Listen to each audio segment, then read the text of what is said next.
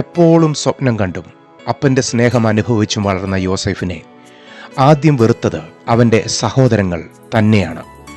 അവനെ ഒരു കാട്ടുമൃഗം തിന്നു കളഞ്ഞു എന്ന് പറഞ്ഞ് കള്ളക്കഥയുണ്ടാക്കി യോസേഫിൻ്റെ അപ്പനെ സഹോദരന്മാർ വിശ്വസിപ്പിച്ചു.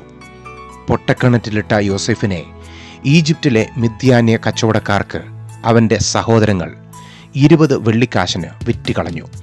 മിദ്യാന്യ കച്ചവടക്കാർ യോസേഫിനെ ഈജിപ്തിലെ ഫറവോയുടെ ഉന്നത ഉദ്യോഗസ്ഥനായ പൊത്തിഫറിന് വിറ്റുകളഞ്ഞു.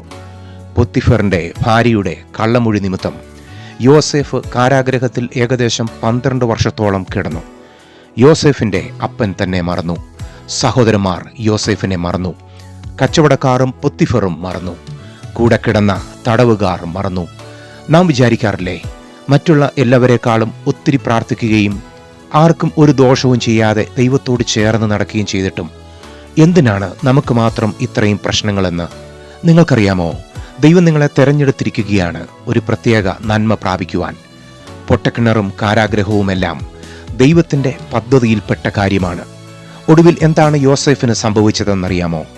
യോസേഫ് തൻ്റെ കാത്തിരിപ്പും ദൈവാശ്രയവും ക്ഷമയും ജ്ഞാനവും നിമിത്തം ഈജിപ്തിലെ പ്രൈം മിനിസ്റ്റർ ആയിത്തീർന്നു.